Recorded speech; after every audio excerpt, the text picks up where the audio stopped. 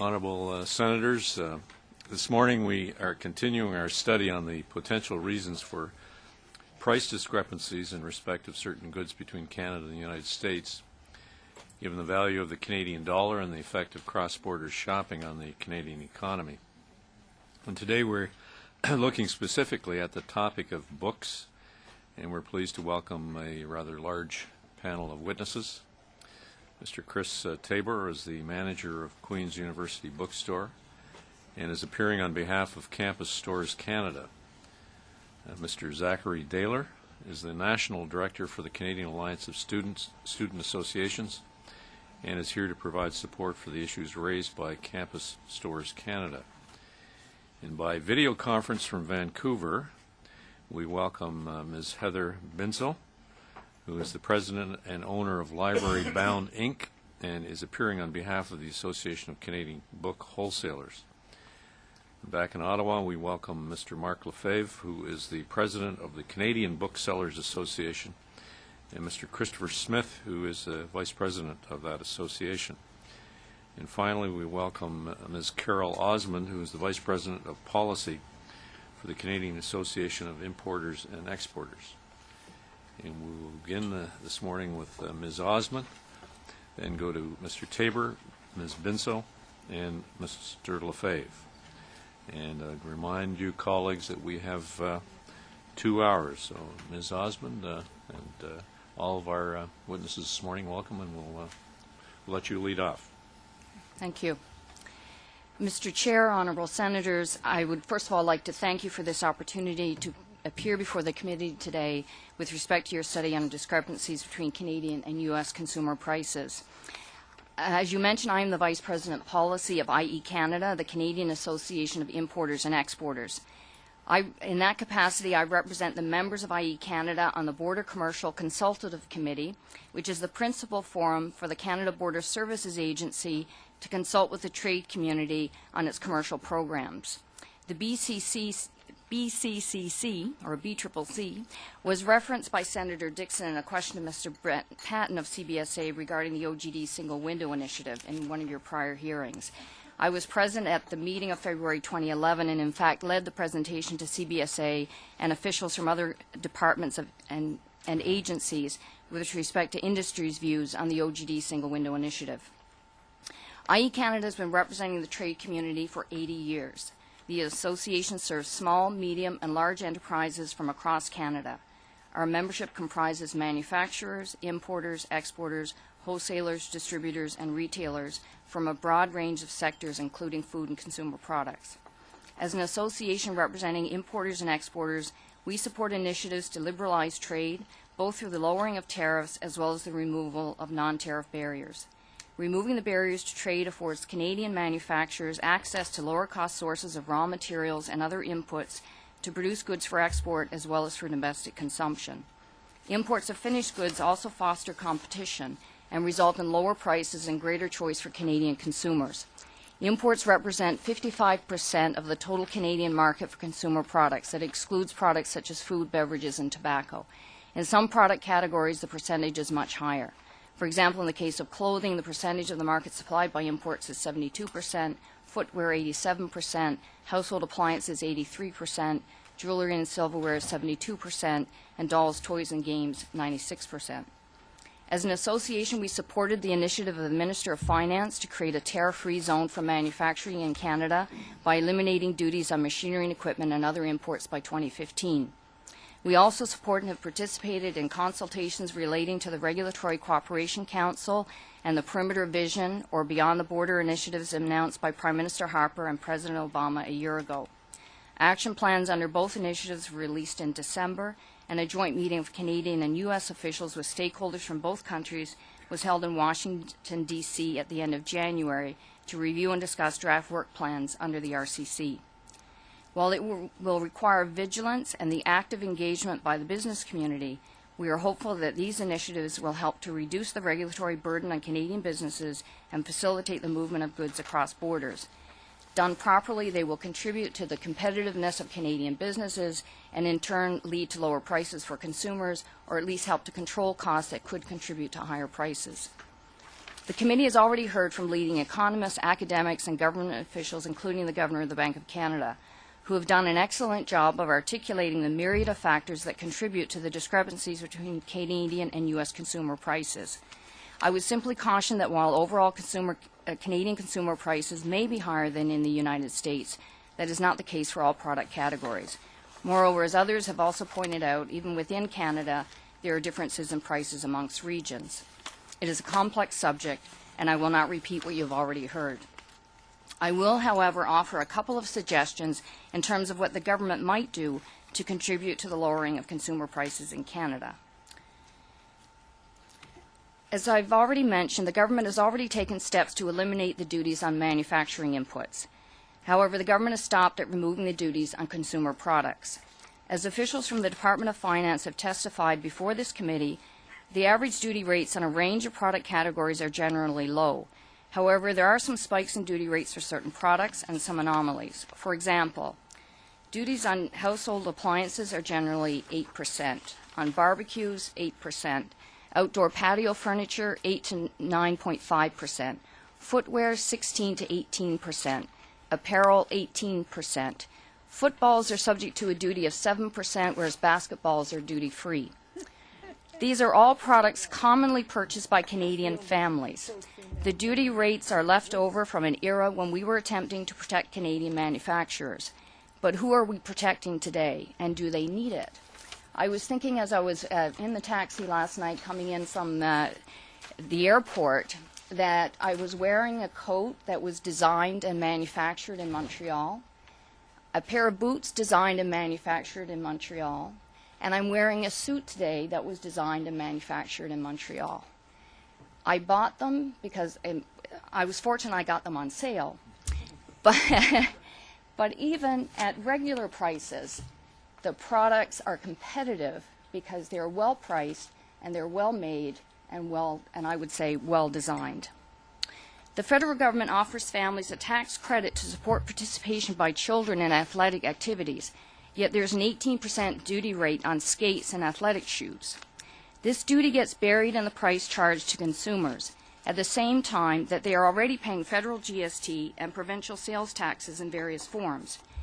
Removal of an 18% duty does not obviously translate into an 18% reduction in the price to the consumer, as the duty is paid on the price of the goods to the importer, and not all the reduction will necessarily be passed through immediately.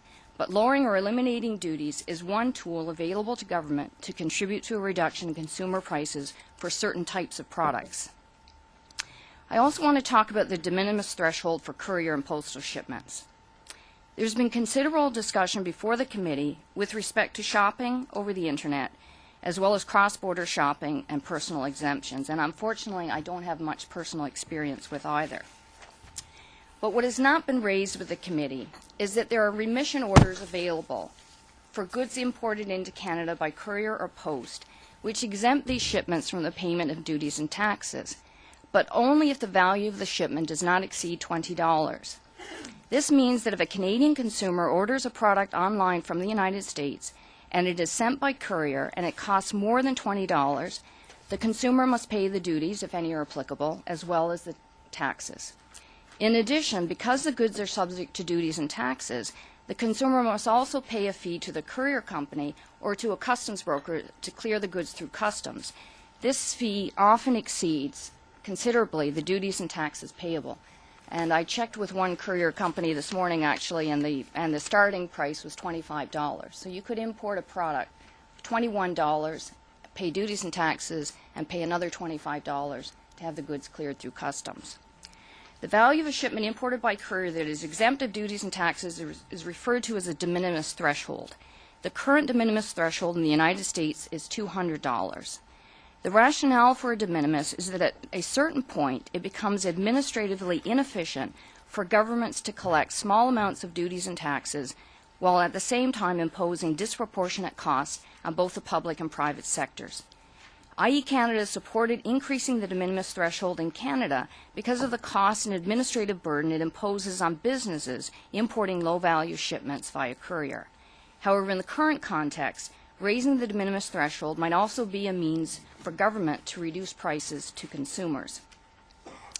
I would like to conclude with a comment on the increasing regulatory and administrative requirements that we are seeing being imposed in order to import goods into this country. It goes without saying that we all believe in the importance of protecting the security and health and safety of Canadians.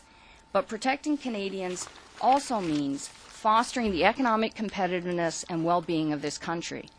The Canada Border Services Agency is in the process of implementing the most onerous advanced data requirements for importers of any country in the world, even more onerous than the United States.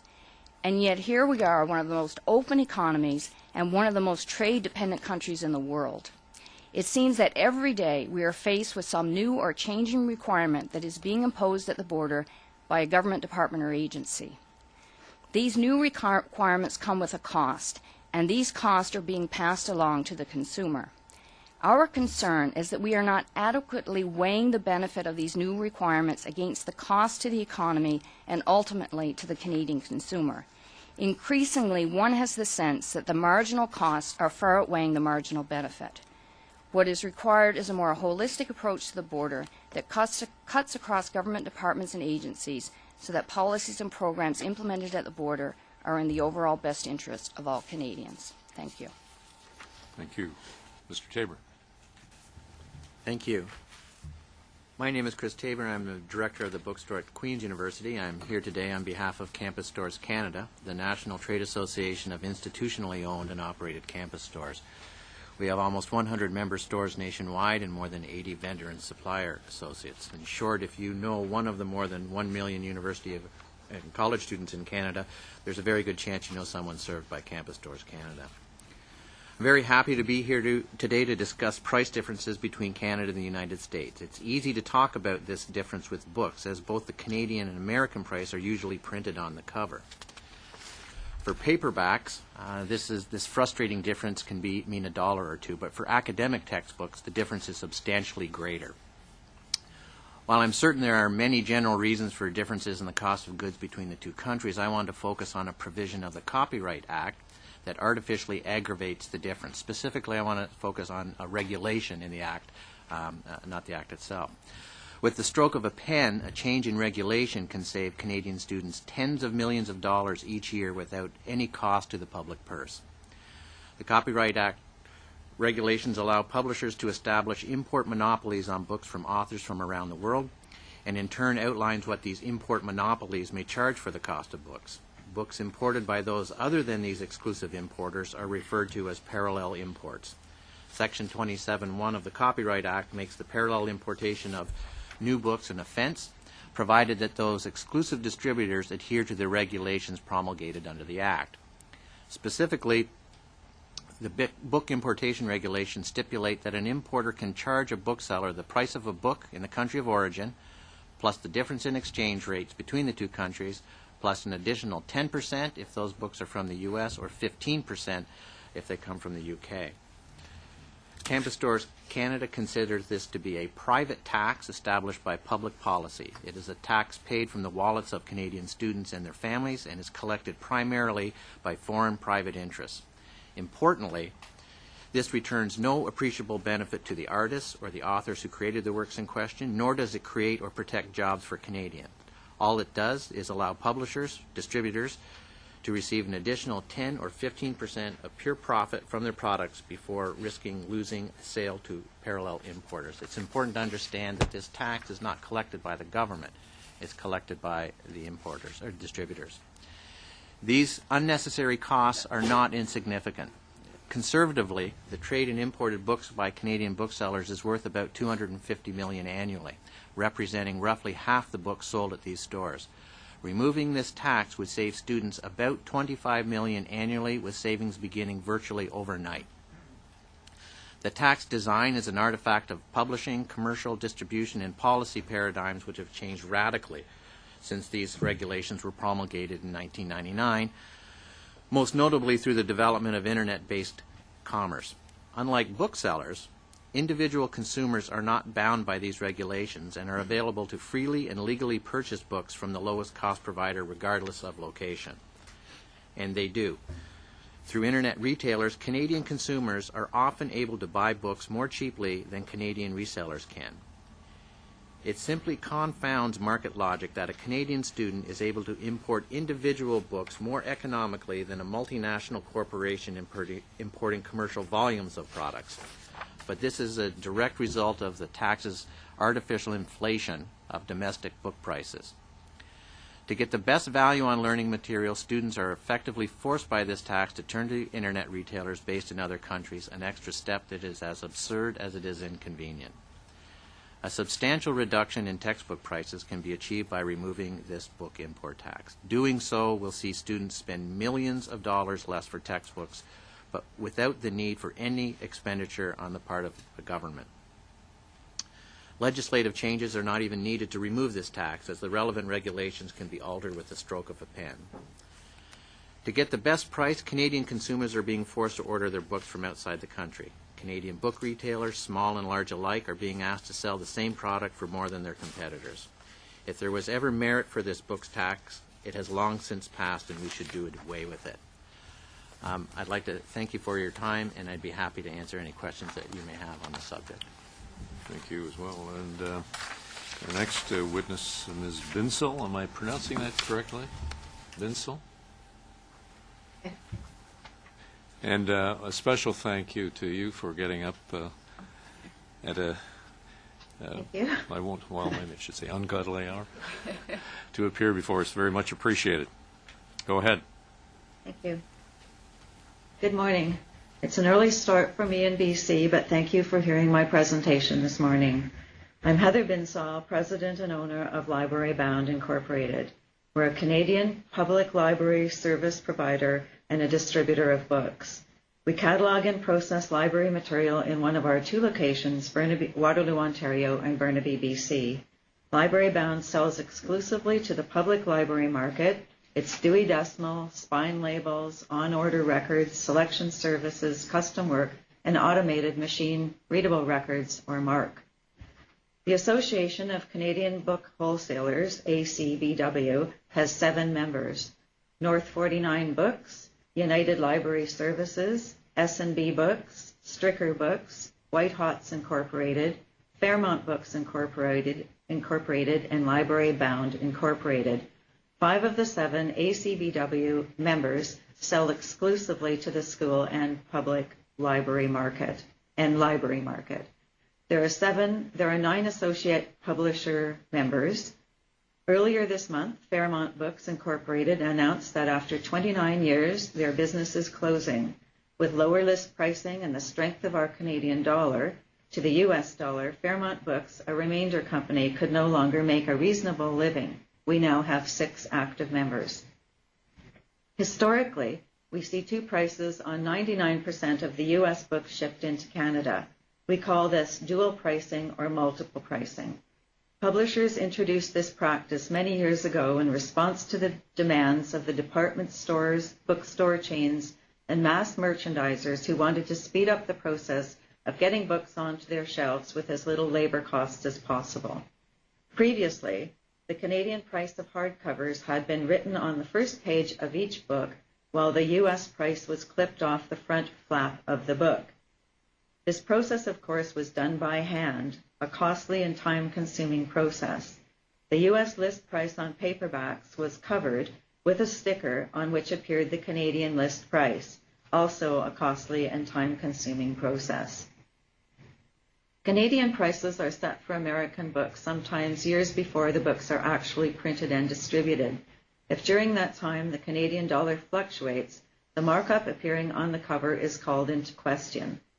This becomes a real problem for Canadian consumers when our dollar reaches parity with its U.S. counterpart.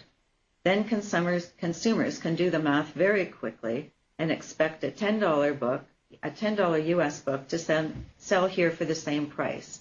When the Canadian price shown is $14, consumers have resorted to throwing the offending books in the face of the defenseless bookseller. What if the book was printed 6 years ago?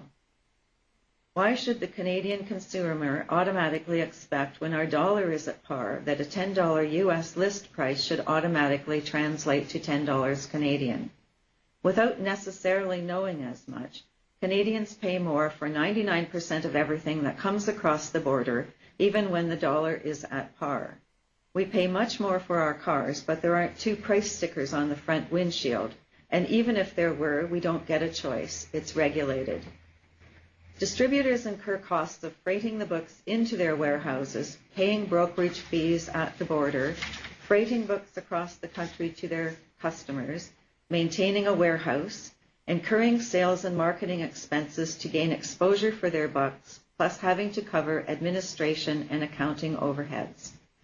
Our minimum wage varies from province to province, from $9 in the Yukon to $11 in Nunavut. Ontario is $10.25. The U.S. minimum federal wage is $7.25. The print book business is labor-intensive for us all. Our market is significantly smaller, said to be the size of the state of California.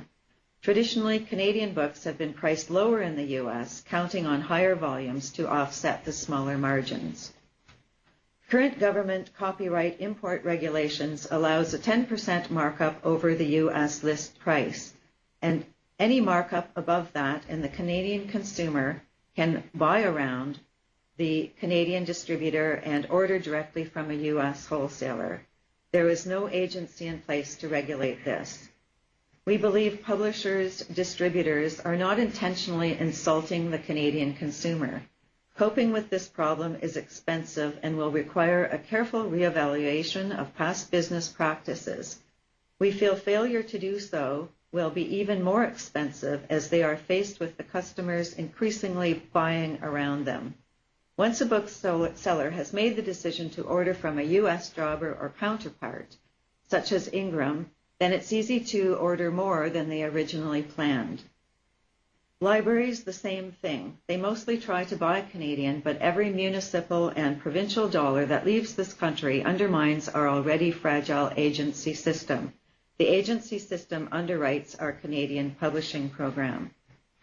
The entire business of books, electronic or print, has changed drastically in the last 5 years.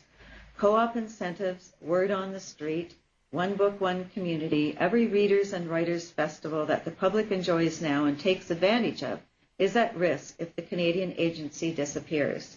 This is not an easy issue to resolve, but the price the Canadian industry will pay for not dealing effectively with the problem will be high.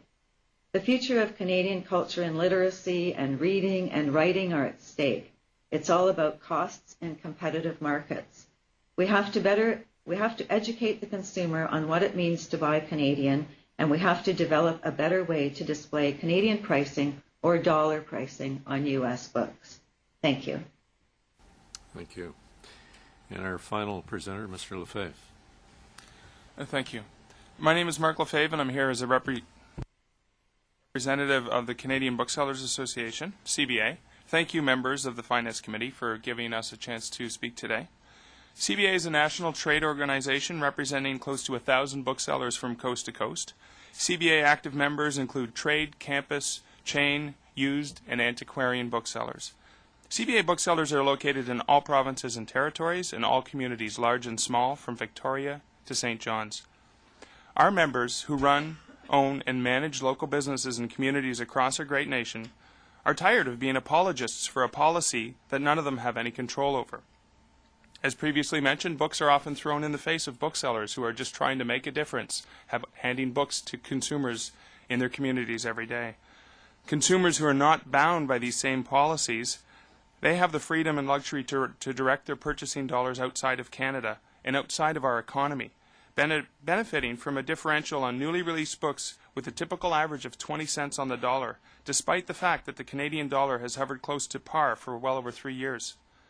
This should be more than enough time for a reasonable industry to make the necessary adjustments for such changes.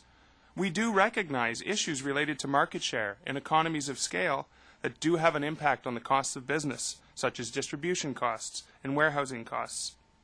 But the issue that CBA has isn't with the Indigenous Canadian publishers and businesses, but rather with multinational corporations that are using these policies for their own bottom line advantage.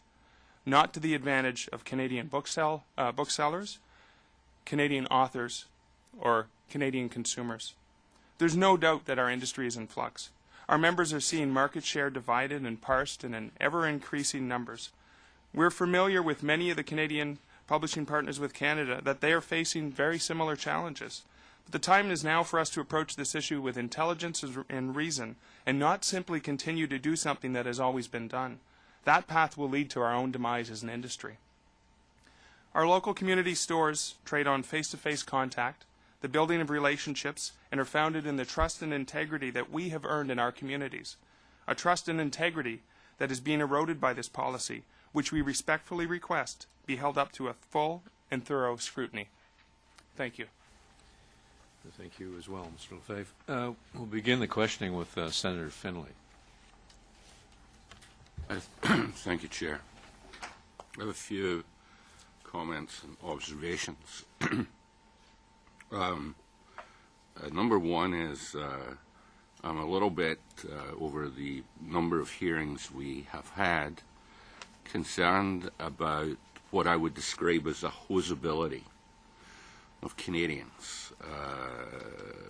We have actually heard, and I have heard outside these committee meetings, retailers and wholesalers saying we charge what the market will bear.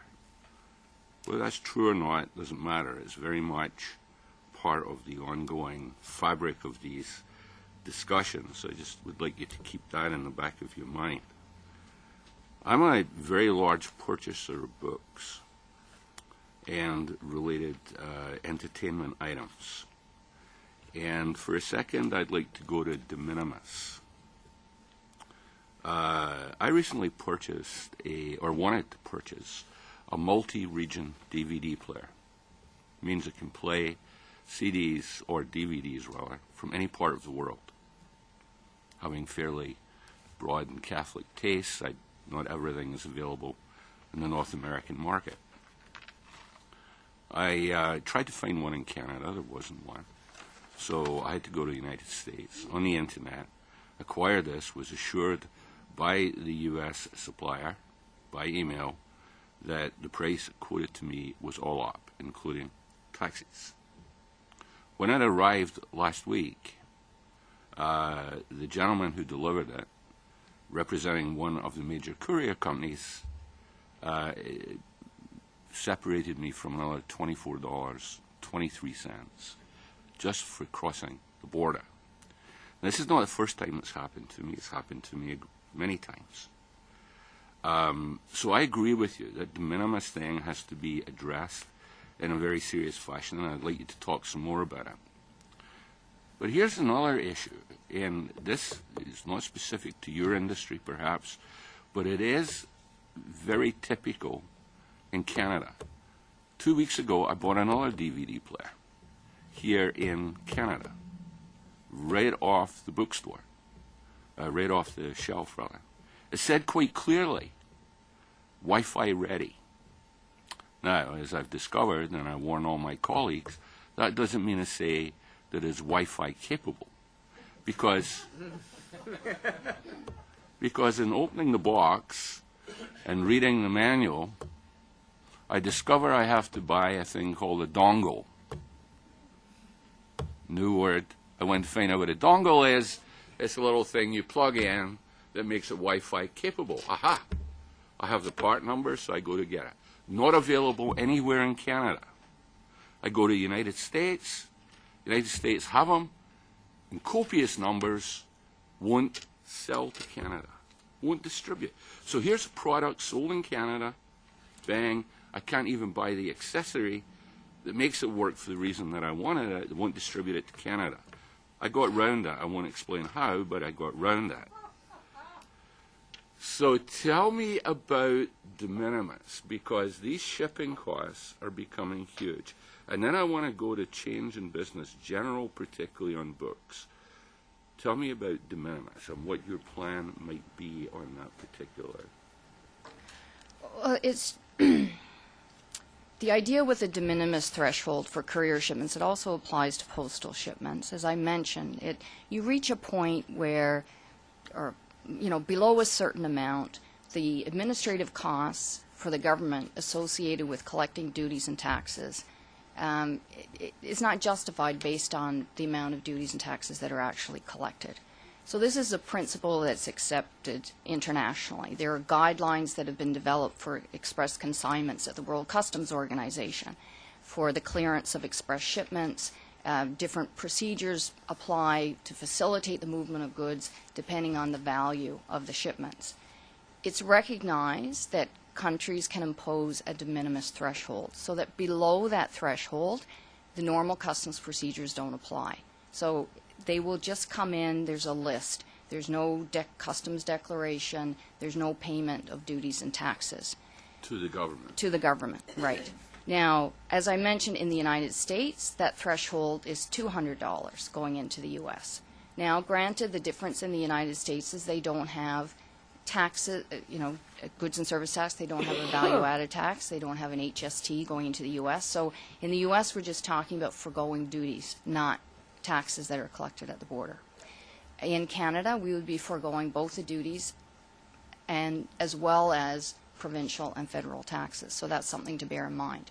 But our threshold relatively is quite low at $20. My understanding, for example, in Australia, it's $1,000. But who gets, like, this courier charged me right. $24.23. Right. I've still got the bill. I wish I brought it with me. Yeah. It says quite clearly for importation in Canada. Right. Who gets that money? That's a fee that's charged by the courier company. If you chose not to use the courier company, you could use a customs broker. That's a fee for their services. So they have to prepare paperwork to submit to the government. They have to pay the duties and taxes on your behalf and collect them. So they're charging you a fee to do that processing. But it wasn't the courier company who collected the HST or the GST. Mm-hmm. It was the original supplier of the item. But they're Why should the courier company get the money? Well, the courier company is actually clearing the goods for you through customs. So they're performing that service of accounting for the goods with customs, declaring the value and the duties that are payable, making sure that money is remitted to customs. I don't know if you were charged in addition or somehow they managed to collect that from the shipper, but they're charging you a fee for conducting those administrative services. Give them a credit card right on the doorstep. Yeah.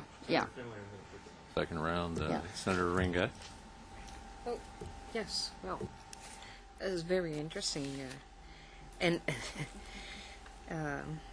I guess one of the very interesting thing in regards to books is this said regulation that you've highlighted, and I quote you by saying, the book importation regulations stipulate that an importer can charge a bookseller the price of the book in the country of origin, plus the difference in exchange rate between the two countries, which is plus an additional 10 or 15%.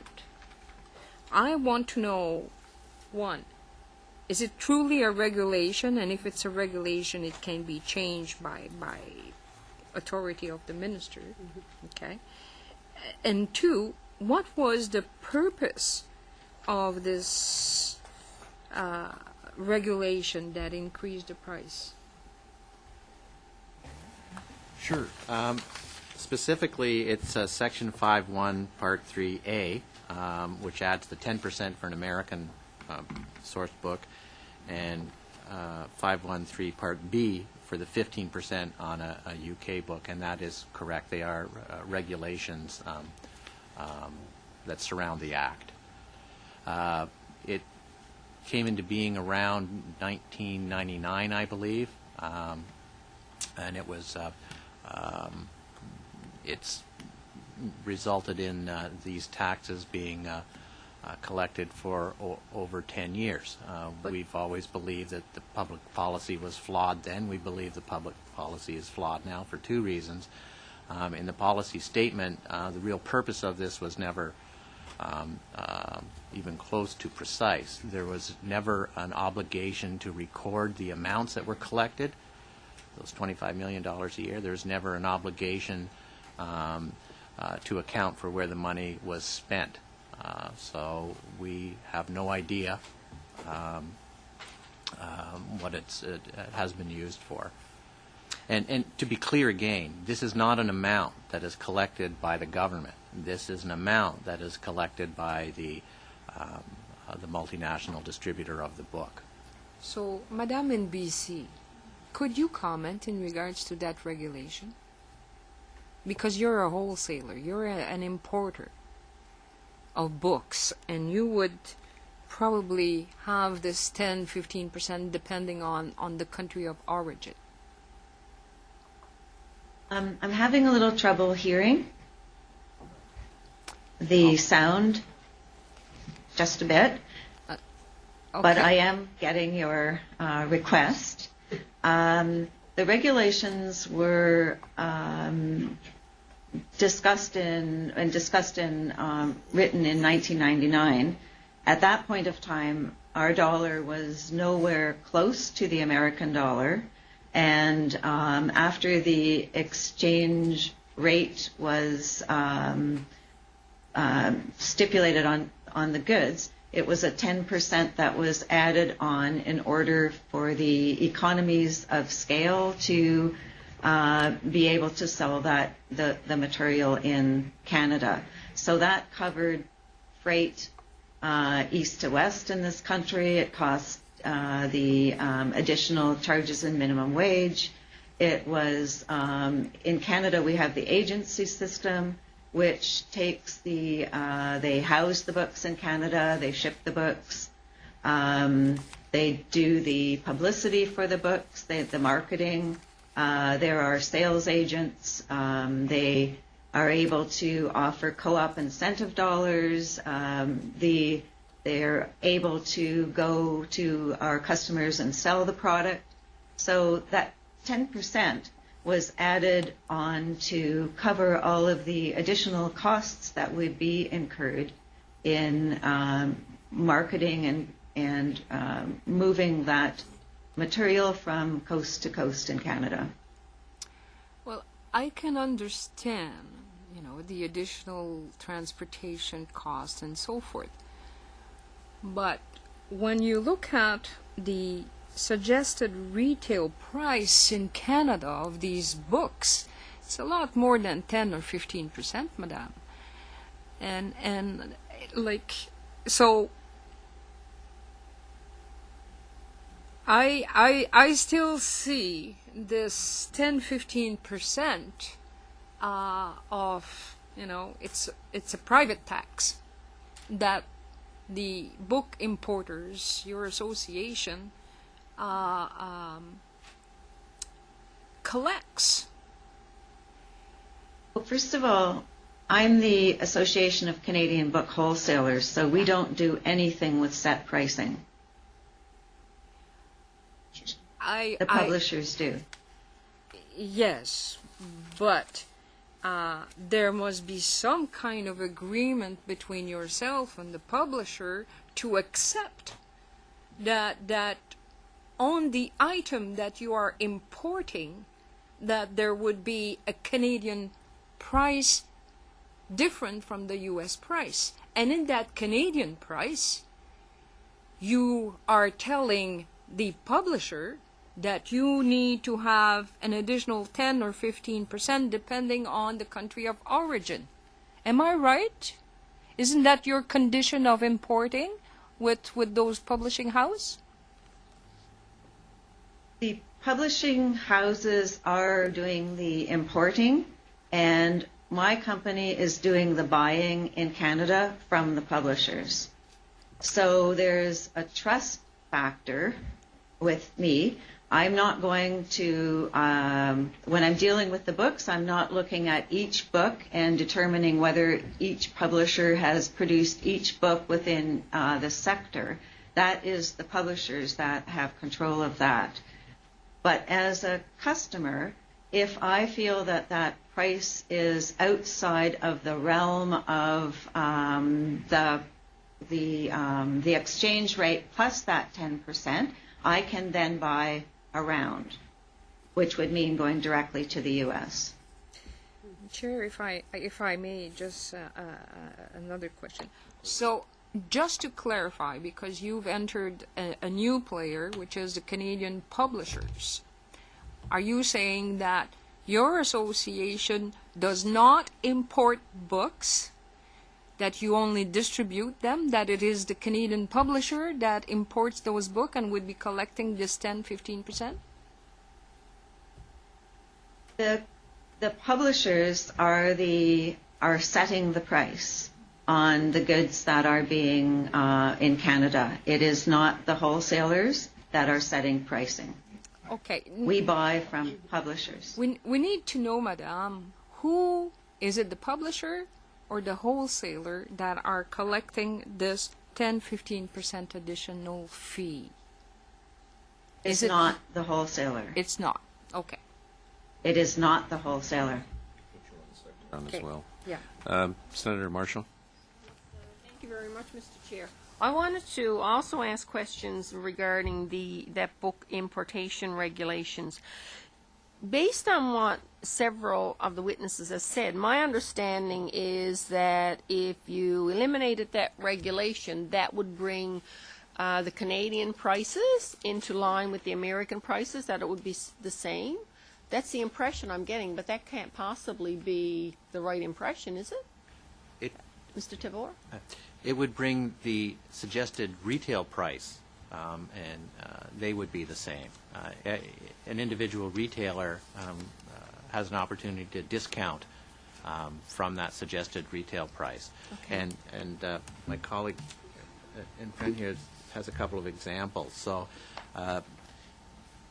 here's an engineering and systems Now, book. can I just, Sure. this is assuming now that the Canadian dollar is on par with the American dollar, right? Yes, Okay. correct. So currently the list price, the suggested retail price for this book at Amazon.com, the American version of Amazon, is $89.95. That's Okay. the manufacturer's suggested list, if you will. Okay. The same book, the list price in Canada, Amazon Canada, is $107.95. Okay. However, the retailer, Amazon in this case, has elected to discount that price below. So that results in a selling price in Canada of $86.36 and a selling price in the U.S. at $62.18. At par, that's a significant difference. Yeah, it is. So to answer your question directly, the removal of that will move the list prices closer. It's up to the individual retailer after that how much they'll discount off the list. Okay, it's not a given. Can you also, and I'll just throw this out to all the witnesses, are magazines the same? Because quite a few magazines, you buy them on a weekly or monthly basis. There's a Canadian price and an American price, and of course the Canadian price is always higher. And I did bring one in here this morning. It was $7.99 in the U.S. and $8.99 in Canada. Does that go back to this, the book importation regulation? Is that the reason for the price discrepancy usually with the magazines? Do they fall under that regulation? I'm uncertain when it comes to magazines. I'm only Okay, Ms. certain Bin- about books. Okay, Ms. Binsell, would you be familiar with the issue with the magazines, the price discrepancy? Would that also relate back to the book importation regulations? Sorry, I do not. You don't know. Would any of the witnesses? No, the answer, we're in print. Okay. Would any of the Books. other? Okay. Would any of the other witnesses have any insight into magazines and the price discrepancy with regard to the Canadian price and the American price for magazines? I can take a quick. I have the breaks here. I can look through them. I think one of the other things that would happen is with the removal of the regulations, whether or not the magazine is bound by the very same regulations, the consumer would probably benefit from not seeing that bizarre discrepancy. Okay. You think Because it would make a difference? comes back to the hosability of Canadians, the Okay. consumer. Okay. I do have a question for Ms. Osmond. When she was, when you were talking about the price discrepancies, you were talking about Canada Border Services was in the process of implementing the most onerous advanced data requirements, and that this was going to make a big difference. And could you elaborate on that? Because we did have a witness here last week. I don't recall exactly who it was. And they also spoke about administrative requirements that were quite onerous and, of course, would cost money. So could you elaborate on that? I just want to make sure we're talking about the same process, or maybe it's a different process. I'd like to know that. Well, as you're probably aware, there is currently an initiative underway at the Canada Border Services Agency you've referred to as e-manifest. And that term covers, I guess, a broad range of data requirements. And we're moving to an electronic environment for providing data. And no one disagrees that, that with moving to an electronic environment. We've started over the last number of years with data being provided by the carrier. So we started in the marine industry after 9/11, then moved to the air mode, and we're currently in the process of implementing new data requirements, electronic data requirements in the highway mode of transportation. And from there we'll move to rail. So this is data provided by the carrier, describing the cargo and the conveyance and ultimately, eventually, the crew. In addition to that, and in a future phase, we'll also be looking at data that has to be provided by the importer. You may be aware that a year or so ago, the United States implemented what they call an importer security filing in the marine mode. But so far, the U.S. has indicated that they're not thinking about doing this in any other mode. In Canada, where we are, is that CBSA has said that they will start in the marine mode, and what we're proposing to do in marine is quite similar to what the U.S. has done. Our concern is that the Canada Border Services Agency is also proposing to implement these data requirements in other modes of transportation, in air as well as at the land border. Okay. And so the concern is that it's requiring, in some cases, slightly different data or new data elements, but also requiring them in a certain time frame that in today's world, the way that business is done, can be very challenging to provide. And this is where we're concerned about the additional cost, and that ultimately this will impact Canadian business, and ultimately that those costs could be passed on to consumers. Yes. Mr. Chair, could I make a suggestion? What Ms. Osmond is speaking about, could our research people or the clerk just confirm that that is the same as the new system that was discussed here last week by another witness, or are we talking about, two new areas that's going to blossom in the future? So could we get that confirmed? We will do that. Was here last week. I think that question was posed to him as well. There was reference to statements on the CME website. Yes. And also, I think the other initiative that's somewhat related is the OGD single window initiative. Right. So is that the same as what you're speaking about, or is it something different? Well, the OGD single window initiative is different. It kind of to some extent builds on the e-manifest initiative. We're also talking about providing electronic data to government. We're also supportive of an OGD single window. Okay. And the ability to provide data to other government departments through a single avenue. So you would provide the data once, you would provide it, if it's provided in advance, you provide it to the Canada Border Services Agency. It's a way of trying to eliminate duplication and also get away from paper processes. One of the concerns we have, though, is that with this initiative, it's an opportunity for government agencies to now say, oh, in the past I wanted this, but now I want all these additional data elements. And that is a big concern that we have. So while we support the concept, we are concerned about how it might be implemented in practice and whether that would also add to the burden that's being imposed. Okay. Thank you very much. Thank you. Senator Nancy Ruth. Mr. Tabor, I'm sure the book publishers have a very strong lobby that contest the position that you've taken that this so-called tax should be removed. Have you seen any relationship in the publishers' businesses between the profits made for them on imported books as opposed to domestically published books? No, StatsCan early 2000s stopped following the industry specifically, the textbook side versus, so that information is weaker than it once was, so we don't have anything substantial that we could point to. But there is data from 1999 onwards that StatsCan used to do? Yeah, backwards. Yeah. From 99 backwards. Right. So they would cover the sales of books in the post-secondary market. They no longer do that. It's not broken out necessarily. To your first point, however, if I may,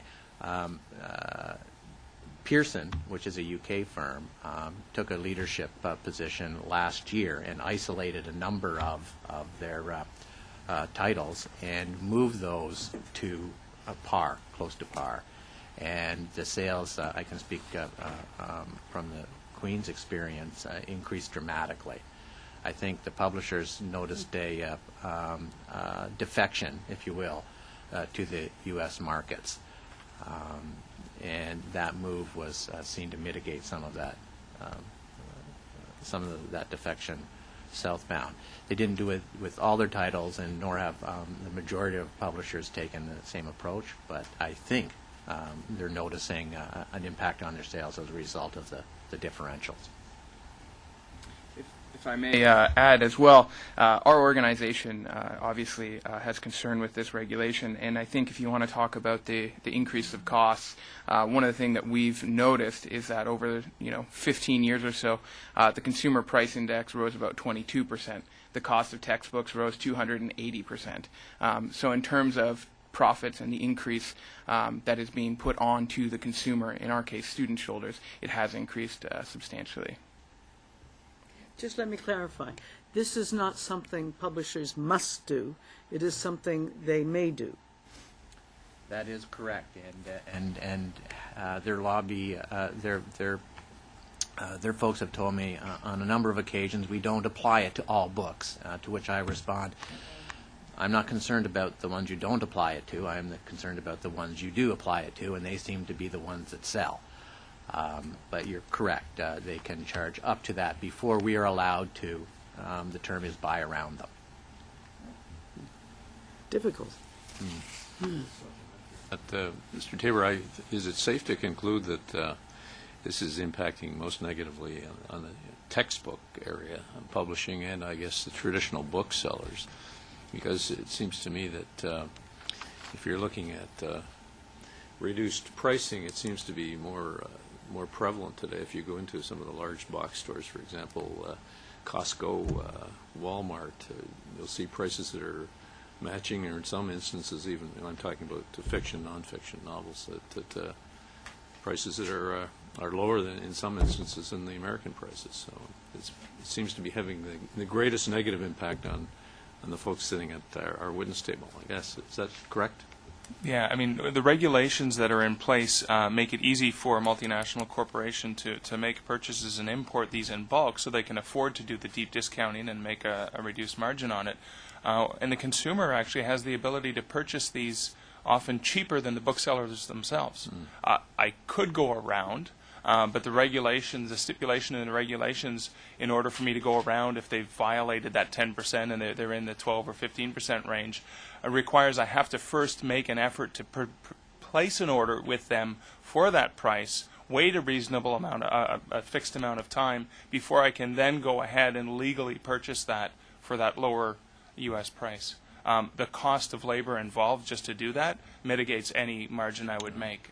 So as a bookseller, the consumer, again, can go to an online shopping experience to a U.S. source and purchase that, in a lot of cases, far cheaper than I can purchase it from my own bookstore. Supplementary? Yes. Senator Finley.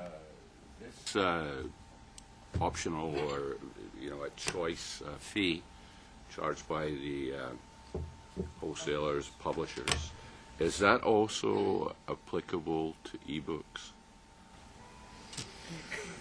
Again, it speaks to the habit that our industry has been in, and we're doing it that way because we've always done it that way, because the Canadian consumer is used to seeing the two prices. Nowhere on an ebook is a price pre-printed, and yet the same discrepancy occurs where you're seeing on average, the average ebook price is about $9.99. That was sort of set by Amazon in the US. And you'll see for the very same titles, Canadian ebooks, $10.99 on average. They're $1 more. We respect the distribution and warehousing costs in a physical environment. There are costs, and we do respect our colleagues in publishing that do the importing, that there is a cost there. But I'm not sure that there's a digital distribution cost that would match that of the physical. Yeah. Okay. If this so-called tax was removed by the publisher, do you have any sense that the volume in your bookstores on campuses would be diminished because they would not be able to publish in a competitive way? No, it wouldn't have that effect. Recall that we conservatively say that 50% of the books on our shelves are from foreign sources. It's probably closer to 75. There's no need to publish algebra, the Canadian perspective. These things are produced for the U.S. market primarily, so we don't see a decrease in that. It should not affect in any way Indigenous publishing. Those books are printed to meet a specific Canadian demand. I'll just point out that in Canada, publishers earn revenues doing two things: publishing, printing their own books, and distributing the books of others. We have difficulty with the distribution side. They're making these monies on foreign books, not Canadian books. And to be brief, one of the things to keep in mind about students in a lot of cases is that there really isn't the option to get the textbook or not. It is required material in a lot of cases, and so what we're seeing, and this is a on-the-ground maybe perspective, but students just aren't buying textbooks. They just can't afford it. So if businesses would begin to see a decrease in the number of people through the doors, I would probably say they would see an increase of people through the doors if prices are lowered. And there's been studies done in New Zealand as well that where they did remove this import regulation, and in fact the consumer purchasing or participation in buying these goods actually went up. So it's creating competition and putting really required materials in the hands of those who need it. Okay. Thank you. Senator Callback. Thank you. Thank you, Mr. Chair, and welcome. Thank you all for coming this morning. Mr. Tabor, I just want to question you on some terms here. You say because of the Copyright Act that the regulations stipulate an importer can charge a bookseller the price of the book in the country plus the exchange, and then 10 or 15%. When you talk about the price of the book, are you talking about the retail, or you say the cost of the book? Are you talking about the retail price in the States? Yes, the way the retailer would determine their cost for a book is always a percentage of the list price. So on a trade book, it may be 40% off the manufacturer's list price. On a textbook, it's generally 20% off the manufacturer's list price. So if the manufacturer ups their list price by this 10%, our cost would go up by a corresponding amount. But this sentence, you say an importer can charge a bookseller the price of the book. That's the list minus what they get off it, is it? What do you mean? What do you? I'm sorry, could you repeat It's that? on page, the second page, second paragraph. I'm actually quoting, I think I quoted that right out of the regulation. So my second page, bear with me here.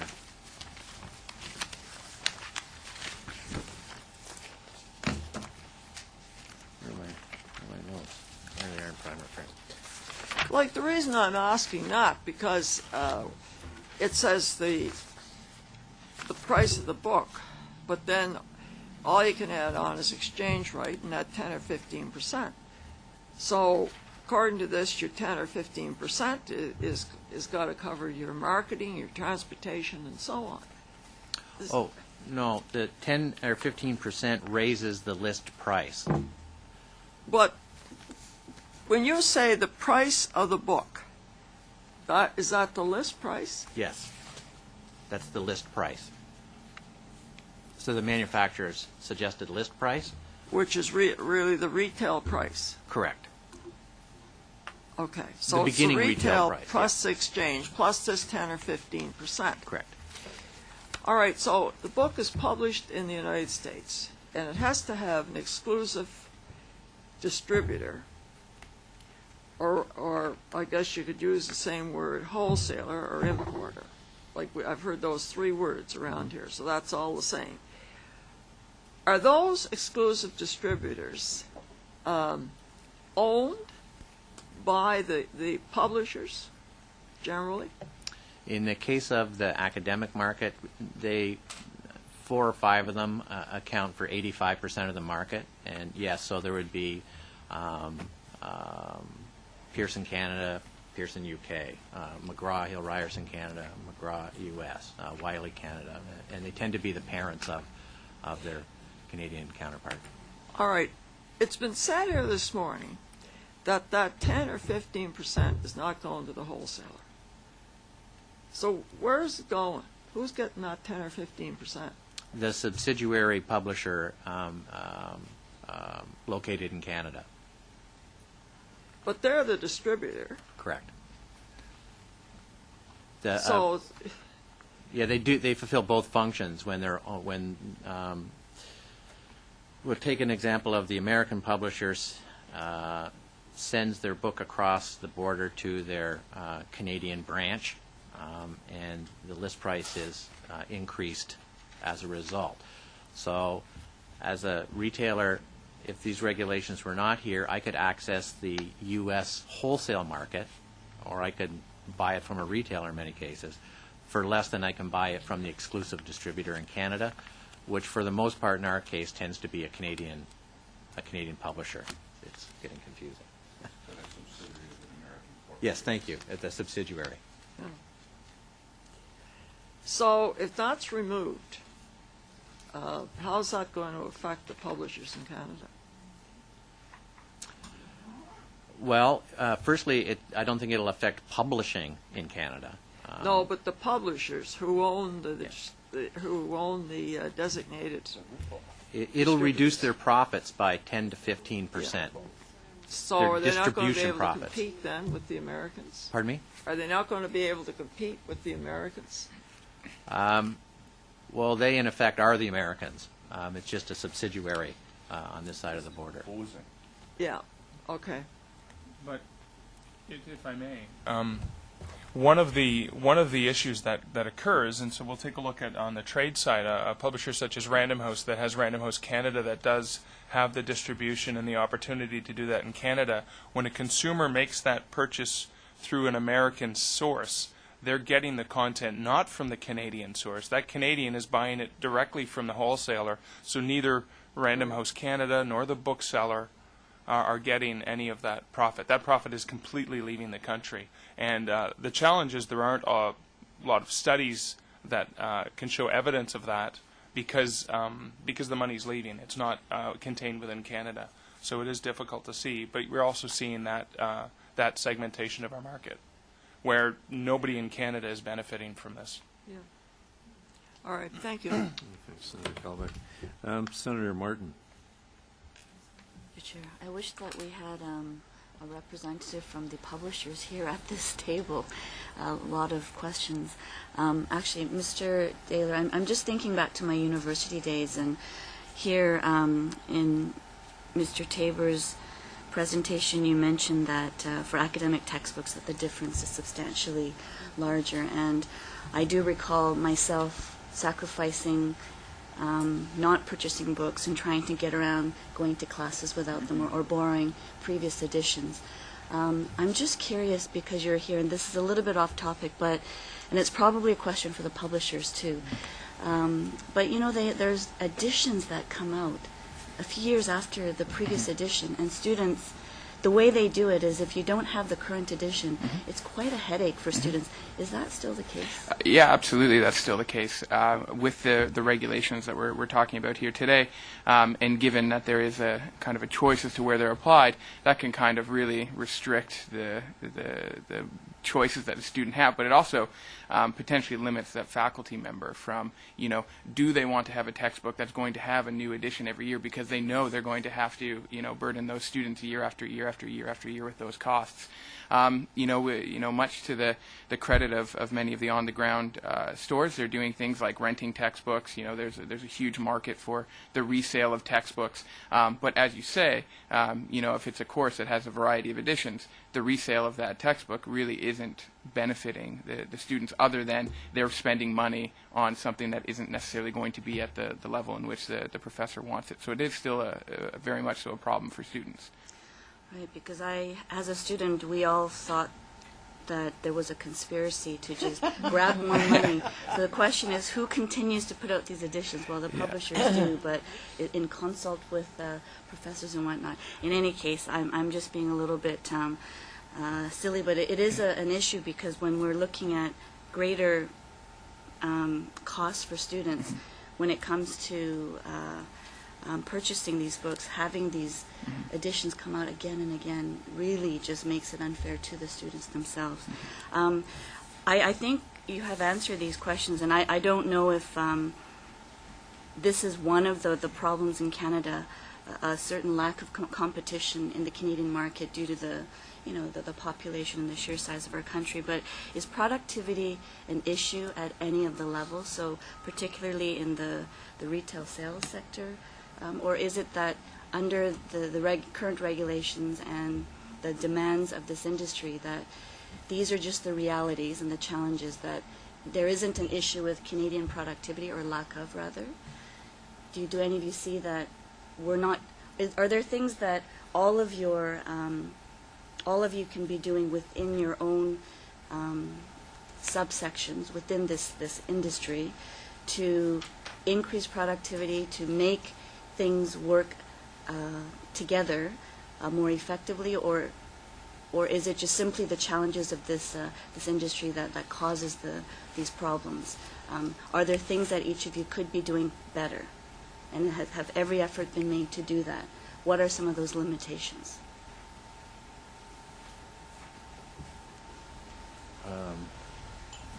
The first question is regarding productivity. Is there an issue in Canada? We hear from time to time that the reason the price is high is because the cost of doing business is higher in Canada, and I suppose that's related to productivity. My answer to that is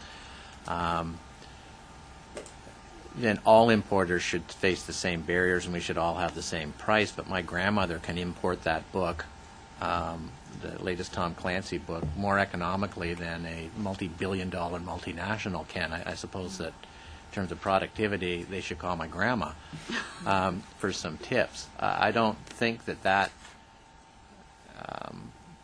I don't think that that's an issue. This is simply we can and we will raise the price we can get for this book in Canada because the regulations allow us to do it. So that was, thank you. Okay, thank you. Ms. Binsell, if there's anything you've heard in the last few minutes you'd like to comment on, feel free to take this opportunity. Anything you'd like to comment on? Sure. The import regulations that we were talking about, they had a single copy exemption on them as well, and that is why the consumer is able to buy the single copy outside of the agreement. And if a library or wholesaler or a bookseller had wanted to do so, there's that single copy exception. But generally speaking, when the orders are placed, when you're in a business, it's not at a single copy level, and so that's why the buying from the agency system in Canada has become important, so that the sale, I suppose, rests in Canada. Okay. So, and there's also quite a bit of discrepancy as into what a wholesaler is and what a wholesaler does, and what a distributor in Canada does, and what a publisher in Canada does. And it gets kind of mixed up in the language because the wholesaler business that I'm in is add-on service. So after we get the product, we're adding on service for our markets. And the wholesalers that are dealing with the retail side, the wholesalers that are in the Association of Canadian Book Wholesalers that are in the retail side, they're reselling into the retail market in Canada, but the pricing of how we then price our books is based on discount, and within that we have to cover our service fees. Okay. For libraries. Yes. Senator Chaput? Thank you, Mr. Chair. I thought I understood what we were discussing in regards to regulation, but now I'm still a bit, it's not clear anymore in my mind, so you will forgive me if I do ask the same questions that were asked before. We are right now discussing a change in regulation that could or would result in savings for Canadian students, right? Okay. And that would be in regards to books. It would apply to books, but not magazines necessarily. Magazines could be have another regulation for magazines. Am I correct? Our suspicion is that the magazines are covered under the same regulations, okay. but we need to verify that. I would step back. I just looked through the regulations, and it seems to be silent on magazines. It's very specific to books. Okay. Is it an import regulation that we're talking about here? Only books that we import or those that we export? Because the lady talked about an import regulation. Are we discussing the same? No, it is only on imported books. Which means books that are being imported. Into Canada. Into Canada. Correct. And the savings that could be made by not charging the book fee would be on the books imported from United States only. United States, all countries. Yes, out of Canada. Correct. Okay. So who would lose if students do gain because they don't have to pay the fee? Who would be losing, would not be making the fee, are the importers. Correct.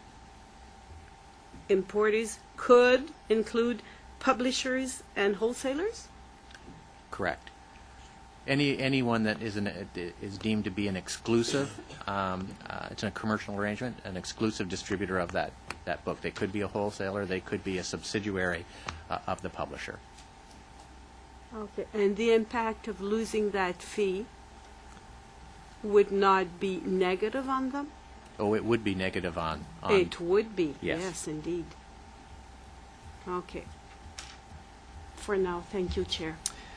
Okay, Senator. Next, Senator Booth. Thank you, Chair. My question is for Carol Osmond. Thank you for a good presentation. You used an example of the 18% duty on skates and athletic shoes, and then you comment that the removal of this duty doesn't obviously translate into an 18% reduction in price to the consumer. And you've listed a variety of different duties here. Do you have any information in general or examples where products with no duty are priced similarly when they're imported from, priced similarly in Canada and the U.S.? Or are there products with no duties where there is considerable price differences between Canada and the U.S.? What I'm trying to figure out is what's the impact of duties on prices in Canada, and would we actually see a reduction in price if we were to remove those duties? I don't have those examples, and I didn't provide those examples with the suggestion that they explain the difference in the prices between the two countries. We did do a comparison of the duty rates charged in Canada and the duty rates in the U.S., and my recollection is that, you know, on some of these products there are also duties that are charged in the United States as well. In general, though, they would be lower.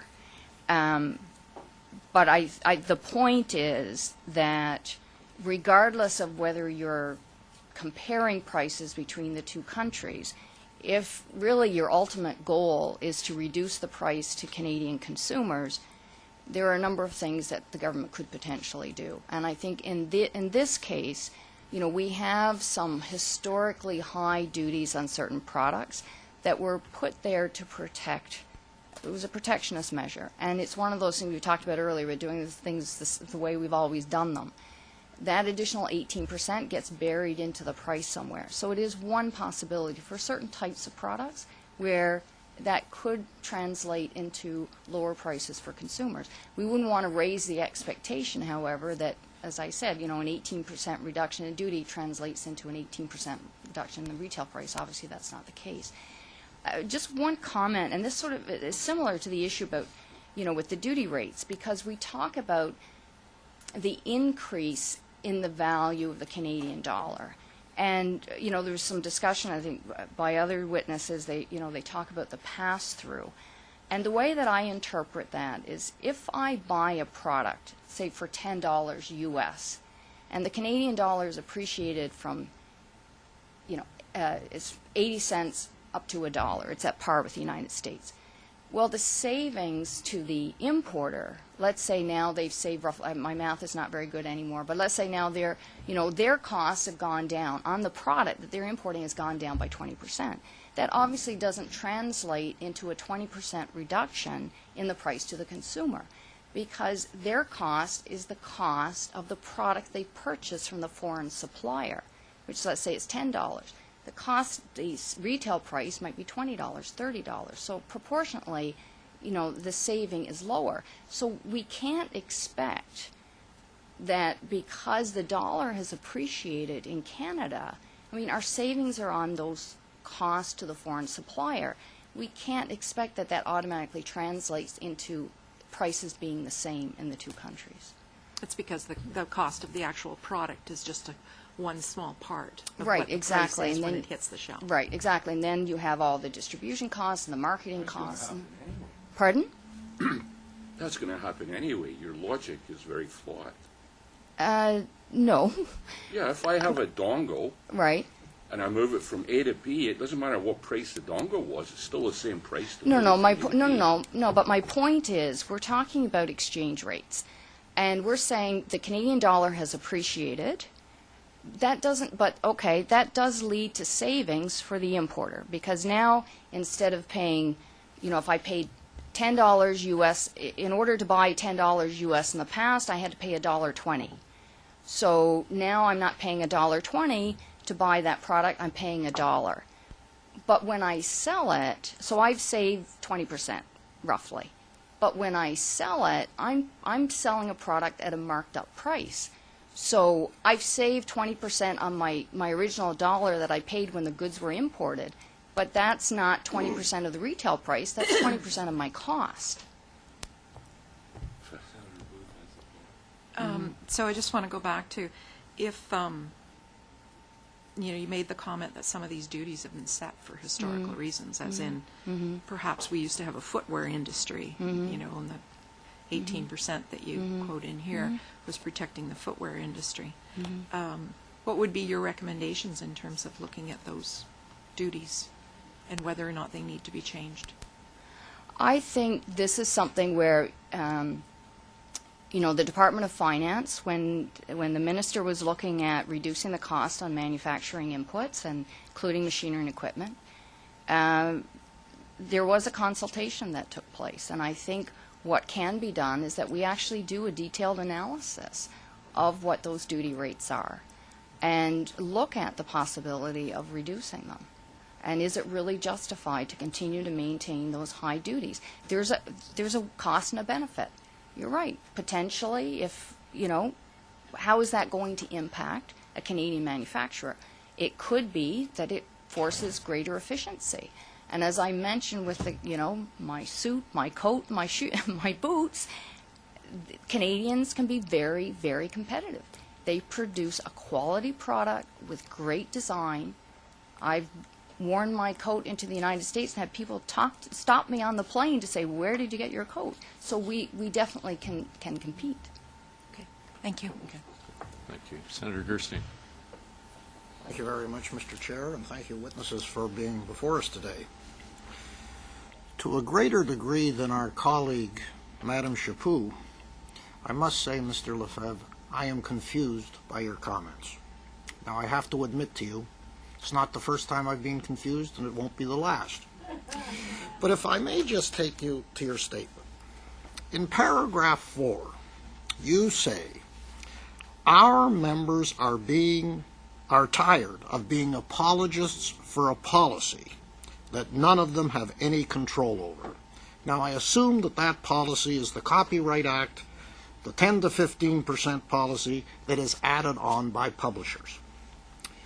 Now, when I go to paragraph 6, you say, the issue we have isn't with Canadian publishers, but rather with multinationals, whoever they are. And then the recommendation you have in your second last paragraph is, the time is now for us to approach this issue with intelligence and reason. Now, intelligence and reason always gets the attention of senators. We are included in that group. So I'd be interested to hear, first of all, who's us, and what are you asking us to do? Who are the multinationals? Okay. And what do you think this is all about? I'll try and I'm confused. I'll try and divide it up into segments. Let's start with the us. So when as a bookseller, when I think of us, I think not just of myself and my colleagues who run bookstores across Canada, but I also think of the industry itself. We work in conjunction with the sales reps, with the wholesalers, with the publishers. We work together as an industry. My colleague, Mr. Tabor, mentioned a recent example, and this is an example of us working together. This would be Pearson Canada deciding to take a stand, recognizing that there's an issue that needed to be addressed, and dropped the price on the Canadian list titles, dropped the price to recognize these discrepancies. So rather than padding it by the extra 15 to 20% that we were seeing, they lowered the price. What we saw as a result, by being reasonable and making an intelligent, informed choice, is what we saw was the sales, the unit sales of those products went up in our stores. Pearson Canada made an informed decision to lower the price by which we all benefited from. That's your business. That's not government business. Right. So, but what I'm saying is that we have to work really, really hard to circumvent a regulation that can easily be removed so that we don't have to do all this extra work just to get there. So what I'm suggesting that we do is take a look at the regulations and see if the regulations are actually doing what they were initially meant to do back in 1999, or if they're actually making it harder for businesses to actually be profitable in Canada. Local businesses, independent businesses, to be profitable. But you say the issue is with multinationals. Who are they? Yeah. The multinational. I'll be honest with you. Pearson from the UK is the multinational that would normally benefit from this when Pearson Canada loses the sales. Pearson Canada did have to recognize that they were no longer making that additional percentage of profit for those unit sales. That was a decision that they had to make. They took I'll call it a very Canadian approach in terms of being willing to take a chance and see if that would actually result in not losing those sales to... So the problem is with multinationals with the exception of Pearson? Well, what I'm saying is this is an example of a multinational with people working within the Canadian arm that are actually recognizing that there's actually an issue with the policy and using it to our advantage. But it's a broad exception. Why wouldn't others? Because right now, you've given them the best story. The sales went up. Everybody's delighted. Because what it means is no publisher anywhere, you won't see a single one in the room right now witnessing this. And when the media comes calling to talk about the problem, like look at these magazines, look at these books, it's the bookseller standing with a camera in their face, with a consumer in their face, trying to defend the industry as a whole. Whereas we really don't we don't set the list price. A lot of booksellers are taking discounts.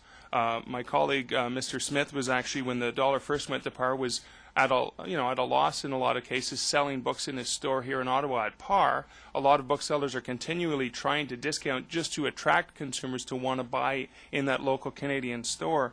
But really, this is a lot of fuss and bother just to circumvent a single regulation that could make the consumer more attractive to buying in the Canadian retail space. So I take from your comments then, you'd like us to look at the 15%, but with regard to your final comment about the approach to the issue with intelligence and reason, you're not including us in that. You're going to. Well, you guys always act with intelligence and reason. That's no. But what I'm just saying is. A good way to end up the answer. Thank you very much. Thank you, Mr. Chair. Thank you. Senator Peterson. Thank you, Chair, and thank you, witnesses, for your presentation. Mr. Tabor, could you lease books to students? We piloted that program this year. We now rent about 30% of our titles to students by day, by week, by semester, or by year. It's new in Canada. It's about a year old, and it looks like it's an attractive option for many students. We're delighted with it. Yeah, Mr. Chair, could you comment on that? Is it you would promote, push hard? Well, of course. I mean, making sure that students have access to the materials that they need in an affordable way, of course, is valuable. But the leasing of textbooks would have its limits, right? You know, if you're talking about a student, let's say, who's in public relations and, you know, they have a textbook on standards. Well, they need that textbook for a good portion of their career, obviously, until another standard comes out. So in that case, it can have limits of not, you know, allowing, for example, a carpenter to use his or her tool and screwdriver for the time that they're in school, but then just they have to give it back when they leave because they've just leased it and it's not necessarily theirs. You know, it just limits what the extent to which that student can continue to use the materials that they've need. Mm-hmm. It's just an option. Mr. Tabor, you said with a stroke of a pen we could save Canadian students millions of dollars. Who would be stroking the pen? The fine folks at Heritage and Trade, I suspect. This is a regulation. I'm not sure of the mechanics, but this isn't inside the Act. It's outside the Act. And to be clear, we don't want to take away this is a commercial arrangement that they've come to an agreement where one party will be the exclusive distributor. We in all likelihood would continue to buy from that exclusive distributor. We simply want the regulations altered to zero that number down from 10 to 0 and 15 down to 0. So I would presume that you've talked to Canadian Heritage, like according to your thing, it's kind of a no-brainer, no cost to the public purse.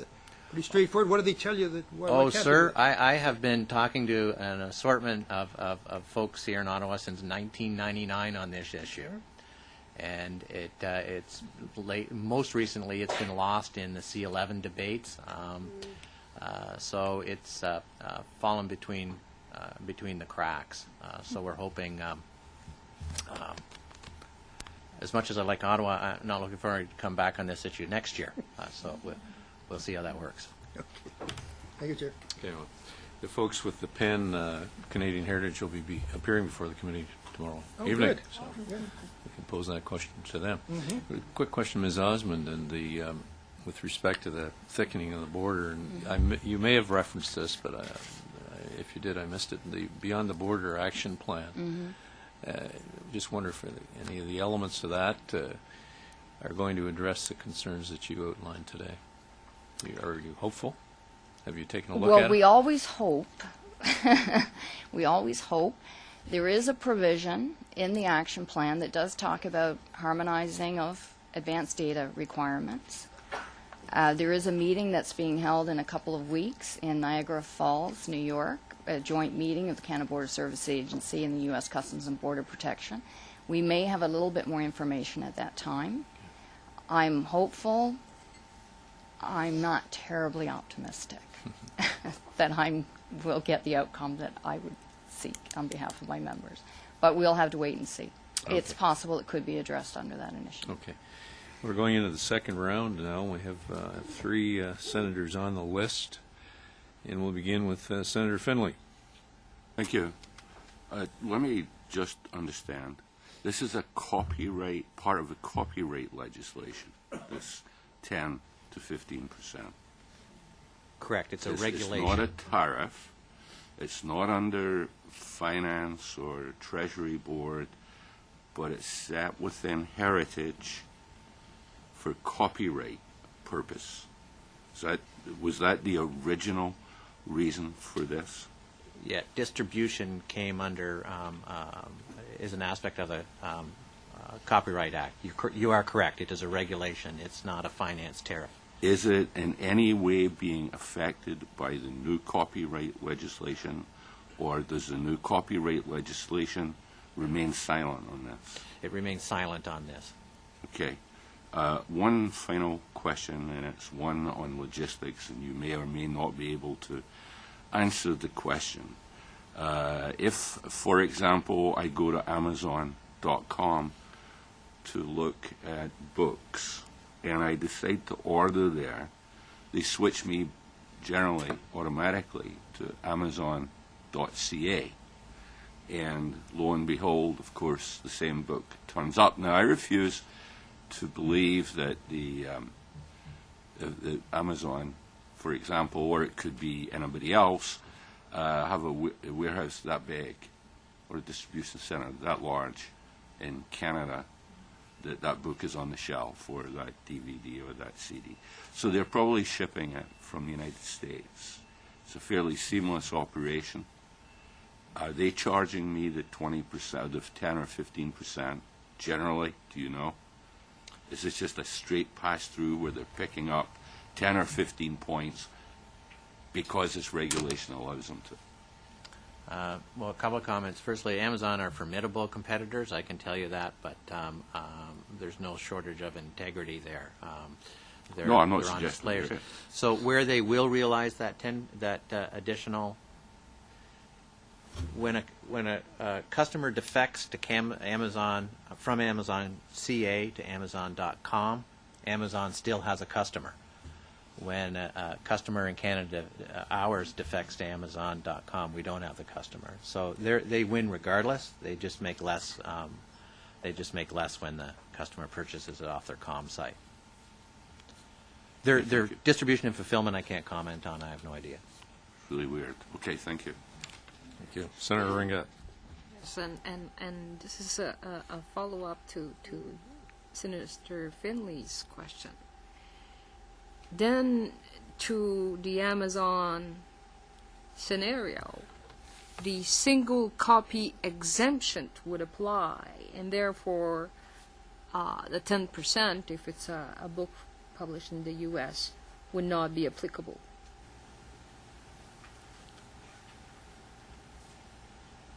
Well, it wouldn't be applicable because they're buying it in the U.S. marketplace. No, but correct. No, but it has switched to Amazon.ca. Therefore, it's in Canada, but or even no. Let's keep the example of Amazon in the U.S. because this would be this single copy exemption. Okay, is for an individual consumer buying the product. So the 10% that we're looking at in the regulation would not be applicable, if I've heard correctly. Correct. Correct. Okay. So right from the start, there's this 10% if it's a book from the U.S. I'm looking, is there a import tariff on books? No. There's none. Okay. So all the tariff situation is out of this the issue. Okay. However, I wrote down here publisher, importer, wholesaler, distributors, and retail outlets. That is 5 different entities that in Canada that each add to their operation revenue. 5 middlemen.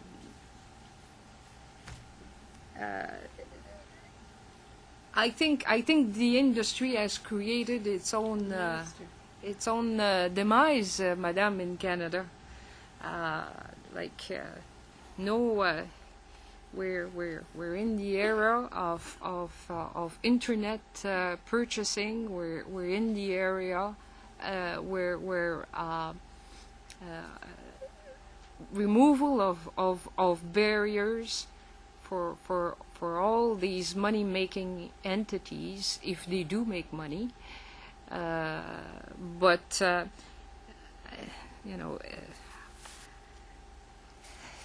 I guess the proof is in the pudding, you would say, and 5 different operation in the chain up to the consumer, from my perspective, is more than one too many. Nobody wants to comment. Okay. Fine. May I comment, Senator? Oh, sorry. Okay. The lady wants to. Okay. Go ahead. Ms. Winslow? I do. Yes, well, go ahead. The 10% is the publishers. It's not the middlemen. It's we work on an agency system in Canada whereby the rights are sold for distribution in Canada, and then that's the part that takes care of warehousing the goods in Canada and the marketing, the sales reps, buying in Canadian dollars, buying from a Canadian warehouse, customer service, all of that part. And that is part of the 10%. It's the publishers that are charging that. And then the wholesalers do their own pricing. We all live on margins. We get discounted off of that list price. And so it's the margins that we live off and then the added services that we're actually putting on to the Canadian consumer. Okay. Maybe. Smith wanted to comment on that as well. To take the issue a little more globally, I mean, ultimately, the issue is about consumer access to goods through whatever channel. With the advent of the internet, the number of channels through which the average consumer can acquire goods has increased manyfold. Traditionally, it's always been that the consumer purchases from a bricks and mortar retailer. This is no longer the case. But given the choice, price point is not the only issue. Many consumers would prefer to shop from a Canadian source, particularly a bricks and mortar source, if they could, because there's that relationship. You know your local retailer, whether it's a small business or it's a trusted Canadian national corporation, regardless. But particularly within the book industry, it is so much less expensive to purchase for the average consumer from an American source, particularly, that they have no choice but to circumvent the Canadian retailer that they might have otherwise chosen. Part of this stems from the egregious price difference. Now, it's far better than it used to be, but it's still hard for me as a retailer to act as an apologist when it's obvious that there's a pre-printed 2 prices printed on an item and there is more than, let's say, 10% difference. You know, most consumers are willing to understand that it's a cost of doing business in Canada and that a small differential in price is acceptable. We are, I mean, when I talk to my American colleagues and they say, well, how's your stance? I say, well, we have publicly funded health care. That has to be paid for somehow. It's a flip answer, but it sort of, it sort of demonstrates that Canadians do understand that there can be a difference in price as long as it's a reasonable one. Now, what I, as a retailer, find a really hard time defending to the customer is that because distribution is entrenched in the copyright legislation and in these regulations, and prices tied to that as well, that it takes me longer to get a book from Toronto. Most of the publishers' warehouses and wholesaler warehouses are located in the GTA. Than if I were to order from an American wholesaler. I can get it from somebody in the States within a couple of days at a cheaper price and pass that all along to my customer than if I was to go through the current Canadian distribution system. Now, do I want to do that? No, and I don't do that.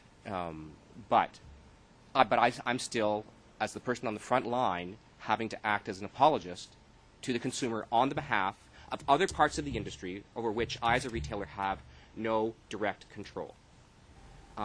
And do I lose credibility? Absolutely. Do I want, and does anybody want that? Not really, no. One question for the books, and then I have a question for the tariffs. Who is it? The publisher, because the Canadian price is printed on the book. So is it the publisher on its own that puts the suggested Canadian retail price on the book, or is it in discussion with the importers, the wholesalers, and the distributors?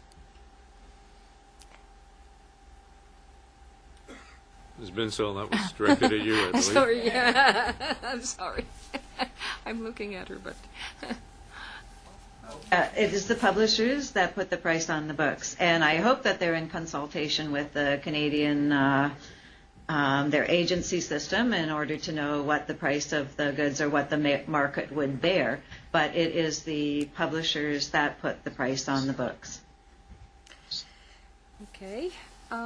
Then I'm going to Madame Osmond.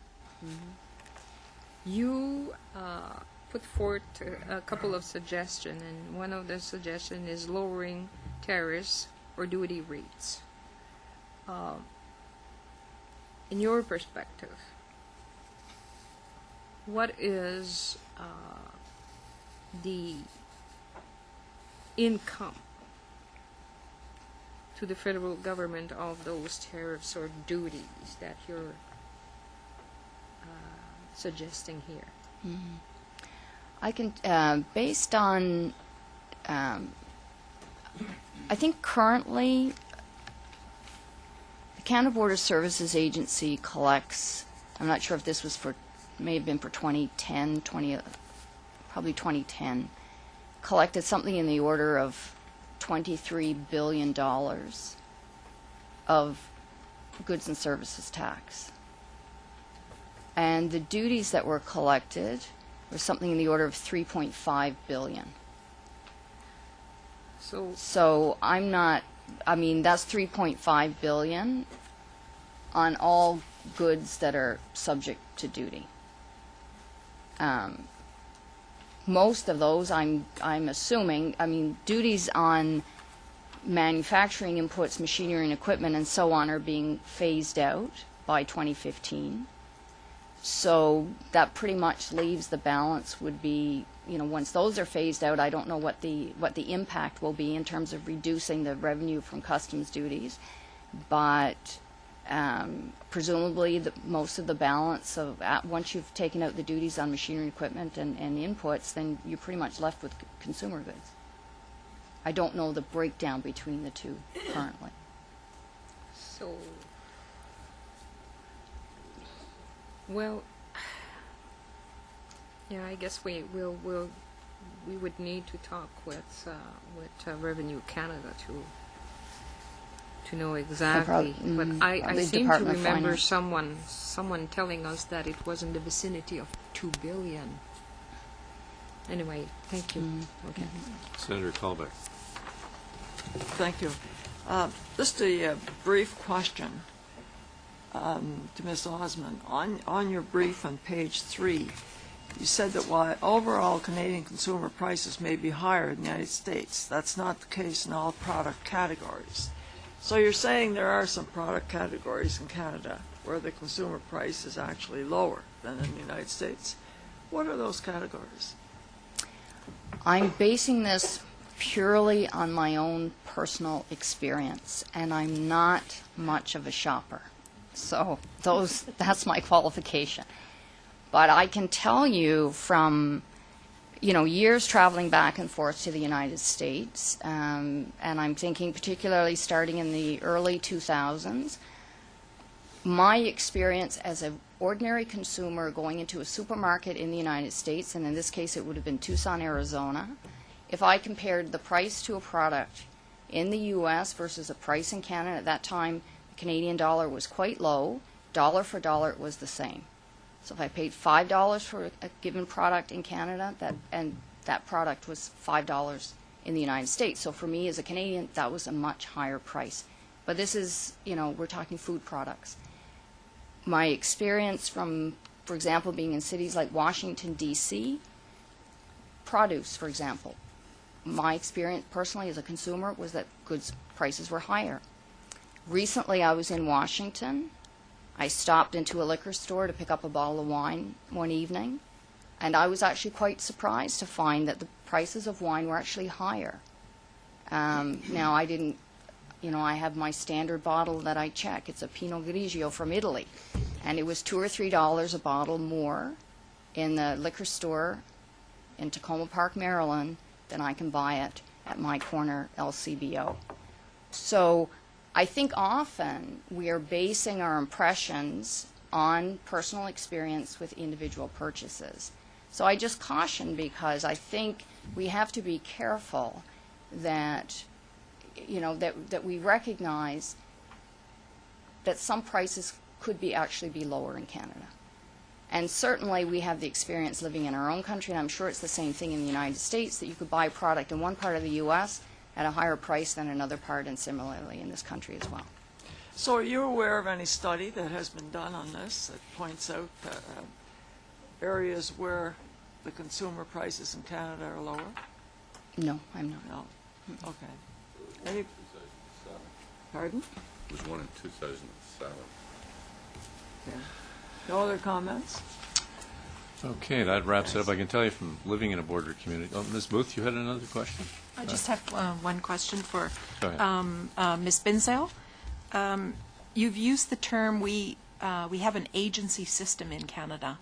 Is that what does that mean? Does that mean that we have to have an agency, or that's just the way we run? Just wondering what you mean by agency system. Random House Canada, as opposed to Random House the world, I guess is the better way to put it. So there are books in Canada that have counterparts in the States, that the Canadian books are warehoused in Canada in their agency, in a warehouse in Canada with sales staff, with support staff, customer service staff, and then those books then get distributed east and west in Canada. Some of the agency systems also do Canadian publishing, and so they have a Canadian publishing program. And the agency system that distributes the American books, part